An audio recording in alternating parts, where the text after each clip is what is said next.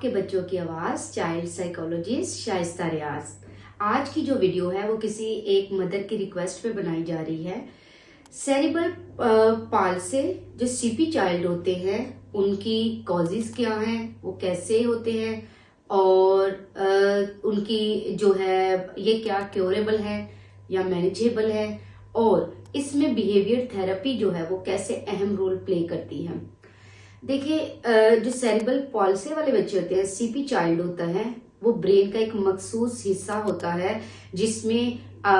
Defects आ जाते हैं, क्योंकि ये न्यूरोलॉजिकल डिसऑर्डर है, ब्रेन से रिलेटेड डिसऑर्डर है। तो जिसकी वजह से बच्चों की जो है वो मूवमेंट्स, बच्चों की कोऑर्डिनेशन, मसल टोन, उनमें स्टिफनेस या जो मसल्स की आपस में कोऑर्डिनेशन होती है उनमें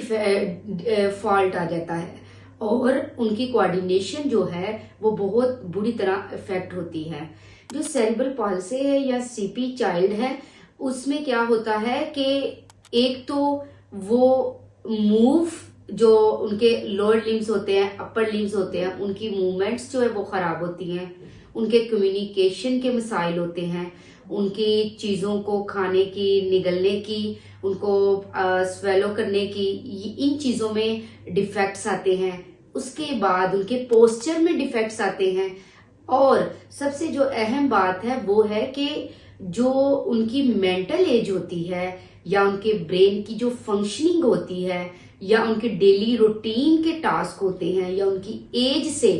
रिलेटेड जितने टास्क होते हैं वो सारे एक नॉर्मल बच्चे से बहुत पीछे होते हैं। एक नॉर्मल बच्चा अगर 3 साल का बच्चा है और वो अपने डेली टास्क खुद कर लेता है, छोटे छोटे जो होते हैं, लेकिन ये बच्चे क्योंकि मूव नहीं कर सकते, चल नहीं सकते, या इनके बॉडी का कोई एक पार्ट जो है, जैसे बाजू की मूवमेंट है या आप कह सकते हैं वन साइड जो है वो काम करना छोड़ देती है, या जो है लेग्स की मूवमेंट नहीं होती, वो चल नहीं सकते, वो कोई भी अपना काम नहीं कर सकते, इवन के जो ब्रेन की फंक्शनिंग है, जो अंडरस्टैंडिंग है, वो भी बिल्कुल उनमें नहीं होती। ये बच्चे अपने बॉडी के किसी एक मखसूस पार्ट के ऊपर ज्यादा इन्हिसार करते हैं, ज्यादा उस पर डिपेंडेंट होते हैं, उसकी मूवमेंट ज्यादा करते हैं। ये बच्चों की जो डेवलपमेंटल डिलेज बहुत ज्यादा होते हैं, जो अर्ली क्रॉलिंग होती है वो भी इनकी डिले होती है, इनकी वॉकिंग है वो तो बहुत डिले होती है। इसके बाद उनका जो कह सकते हैं कि चलना, क्रॉल करना, खाना पीना, बोलना, चीजों को अंडरस्टैंड करना, टॉयलेट ट्रेन करना, वो सब जो है इनका डिले होता है, क्योंकि इनकी हर चीज जो है वो डेवलपमेंटल डिलेज में आती है। तो ये जो ब्रेन की जो फंक्शनिंग इफेक्ट हुई होती है, या ब्रेन का कोई पार्ट जो है वो मूवमेंट से रिलेटेड होता है या अंडरस्टैंडिंग से रिलेटेड होता है, ये मसल से रिलेटेड, जो ब्रेन का वो पार्ट जो हमारे मसल्स की कोऑर्डिनेशन को कंट्रोल करता है, हमारे बॉडी पार्ट्स की कोऑर्डिनेशन को कंट्रोल करता है, वो बुरी तरह डिफेक्ट हुआ होता है। तो ये जो बच्चे होते हैं, इन बच्चों के अंदर ये जो ब्रेन के डिफेक्ट्स होते हैं या ब्रेन में जो एबनॉर्मेलिटी आई होती है वो बिफोर द बर्थ भी होती है और आफ्टर द बर्थ भी होती है, ड्यूरिंग प्रेगनेंसी भी होती है, ठीक है, और आफ्टर जब बच्चे की बर्थ हो जाती है उसके बाद भी उसमें डिफेक्ट्स आ जाते हैं, ठीक है। तो ये ड्यूरिंग प्रेगनेंसी इसकी क्या कॉजेज हैं? मदर का बहुत ज्यादा स्ट्रेस ले लेना, मदर प्रेग्नेंट है और उसको बहुत ज्यादा स्ट्रेस ले रही है, किसी भी वजह से, कोई रीजन भी हो सकती है, फैमिली मैटर्स भी हो सकते हैं, उसके अपने मैटर्स भी हो सकते हैं, कुछ भी हो सकते हैं। इसके अलावा जो फूड मदर लेती है वो बहुत ज्यादा बच्चे की फीडिंग, क्योंकि बच्चा उस वक्त मदर के पेट के अंदर फीड कर रहा होता है, उसका जो फीडिंग सोर्स होता है वो मदर के अंदर हो रहा होता है, तो जो मदर खाएगी वही बच्चे को लगेगा। अगर मदर जो है वो सही से कुक्ड फूड नहीं खाएगी तो वो जो जर्म्स या बैक्टीरिया, वो जो सही से कुक फूड नहीं होते, वो बच्चे के अंदर चले जाएंगे और बच्चे के ब्रेन पे इफेक्ट कर सकते हैं। ठीक है। और इसके अलावा आप ट्राई किया करें कि जो भी फूड लें उसको स्लोली जो कुक करके अच्छे से वो कुक हो जाए तो उसको यूज किया करें। इसके बाद मदर का जो है स्ट्रेस और फूड के अलावा अगर प्री मेच्योर बर्थ होती है तो भी ये इफेक्ट आ सकता है। इसके अलावा आफ्टर बर्थ जो है बच्चा कोई इंजरी का शिकार हो गया है, किसी इंजरी की वजह से, गिरने की वजह से भी उसके ब्रेन के ऊपर इफेक्ट पड़ सकता है और उसकी कोऑर्डिनेशन जो है वो खराब हो सकती है और बच्चा चलना फिरना या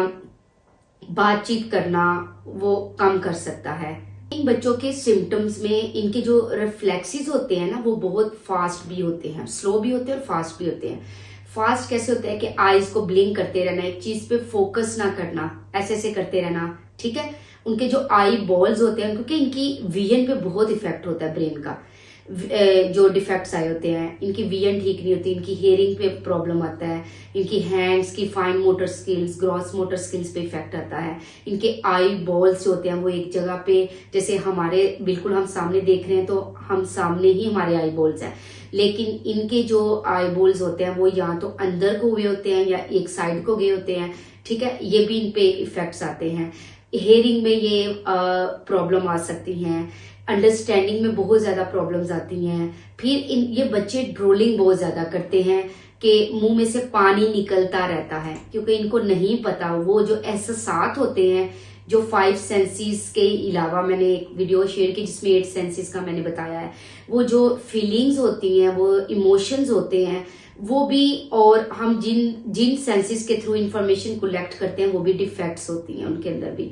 तो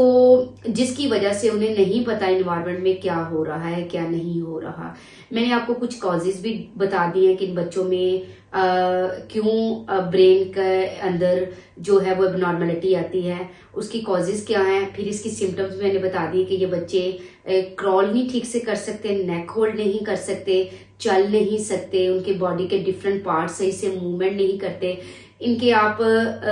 जो लेग्स हैं और बाजू हैं, आप इनको जिस तरफ चाहें मूव कर सकते हैं, ऐसे ऐसे पकड़ के। उनके अंदर इतनी फ्लेक्सिबिलिटी होती है, या तो बहुत ज्यादा फ्लेक्सिबिलिटी होती है, या अगर बच्चों की एज ज्यादा हो तो उनमें स्टिफनेस बहुत ज्यादा आती है, बहुत ज्यादा होती है, बाजू को ऊपर करना, नीचे करना, लेग्स का। तो क्योंकि ये बच्चे ऑल टाइम बैठे रहते हैं, कोई मूवमेंट नहीं होती, तो उनके मसल्स जिस पोस्चर में आप रखते हो उसी पोस्चर में रहते हैं। अब मैं आपको कुछ टिप्स बताऊंगी, इससे रिलेटेड आप काइंडली इनको फॉलो करें। और बच्चे के, अगर बच्चा सीपी है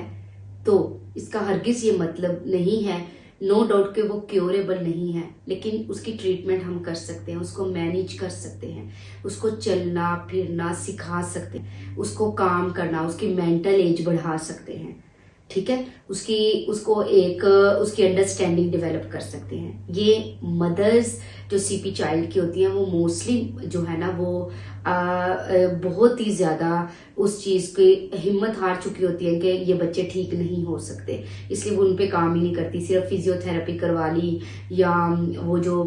थोड़ा बहुत दोनों ने काम किया तो वो कर लिया, अदरवाइज बाकी जितने काम होते हैं उन सब में पेरेंट्स ही बच्चों को डिपेंडेंट किया होता है, इंडिपेंडेंट होने नहीं देते कि चल नहीं सकता तो कुछ भी नहीं कर सकता। नहीं, ऐसा नहीं होता।